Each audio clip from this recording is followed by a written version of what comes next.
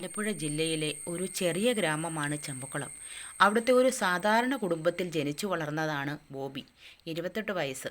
വിവാഹം കഴിഞ്ഞിട്ട് 5 മാസമേ ആയിട്ടുള്ളൂ. ഭാര്യയുടെ പേര് സ്നേഹ. ബോബി ഇന്ത്യൻ ആർമിയിലെ ജമ്മു കാശ്മീർ റൈഫിൾസിലാണ്. ഇന്ത്യൻ കരസേനയുടെ പ്രധാന കാലാൾപ്പട വിഭാഗങ്ങളിലൊന്നാണ് ജമ്മു കാശ്മീർ റൈഫിൾസ്.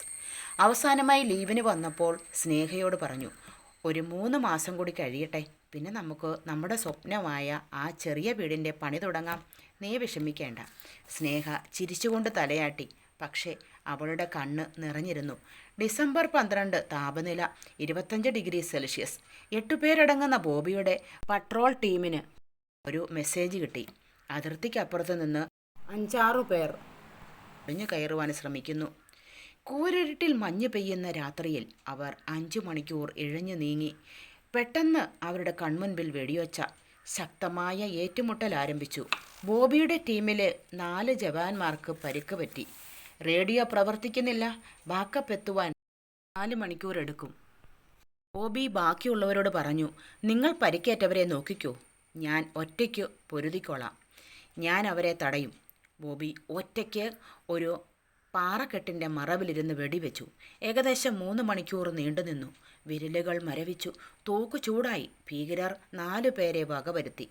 ബാക്കിയുള്ളവർ പിൻവാങ്ങി. പക്ഷേ ബോബിയുടെ വലതു തോളിലേക്ക് ഒരു വെടിയുണ്ട കൊണ്ടു. ധാരാളം രക്തമൊഴുകുവാൻ തുടങ്ങി. രക്തം മഞ്ഞുതുള്ളിയിൽ കലർന്നു. അപ്പോഴാണ് ബാക്കപ്പ് എത്തിയത്. അവർ ബോബിയെയും പരിക്കേറ്റവരെയും ഹെലികോപ്റ്ററിൽ ആശുപത്രിയിലേക്ക് കൊണ്ടുപോയി. ആശുപത്രിയിൽ ബോബി 12 ദിവസം കോമയിലായിരുന്നു. അവൻ ഉണർന്നപ്പോൾ ആദ്യം ചോദിച്ചത്, എൻ്റെ കൂട്ടുകാർ എല്ലാവരും രക്ഷപ്പെട്ടോ, അവർ എങ്ങനെയിരിക്കുന്നു എന്നാണ്. അവൻ ചുറ്റും നോക്കി. സ്നേഹ ആശുപത്രിയിലേക്ക് വരുവാനായി ഒരു കത്തെഴുതി. 3 പേജുണ്ടായിരുന്നു. അവസാനത്തെ വരി ഇങ്ങനെയായിരുന്നു: നമ്മുടെ നാടിനു വേണ്ടിയാണ് ഞാൻ പോരാടിയത്. നീ കരയരുത്. ഞാൻ വരും. നമ്മുടെ വീട് പണി എത്രയും പെട്ടെന്ന് തുടങ്ങാം. അവൻ അത് നിറകണ്ണുകളോടെയാണ് പൂർത്തിയാക്കിയത്. 4 മാസത്തെ ചികിത്സയ്ക്ക് ശേഷം ബോബി വീട്ടിൽ വന്നു. വലത് കൈയുടെ ചലനം നഷ്ടപ്പെട്ടു. പക്ഷേ മുഖത്ത് നല്ല പ്രസന്നതയുണ്ട്. ആശുപത്രിയിൽ നിന്നും ബോബി ഡിസ്ചാർജായി. ഒരു ഗ്രാമം മുഴുവനും അദ്ദേഹത്തെ സ്വീകരിച്ചു. സ്കൂളിലെ കുട്ടികൾ നിരനിരയായി വന്ന് പൂക്കൾ നൽകി ജയ് ഹിന്ദ് വിളിച്ചു. ഇപ്പോൾ ബോബി ഒരു NCC ട്രെയിനറാണ്.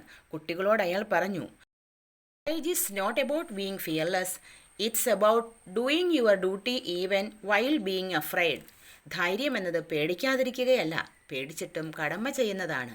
ബോബിയും സ്നേഹയും അവരുടെ സ്വപ്ന വീട് പൂർത്തിയാക്കി. മുറ്റത്തൊരു കൊടിമരവും വെച്ചു. എല്ലാ ദിവസവും രാവിലെ അവർ ദേശീയ പതാക ഉയർത്തും.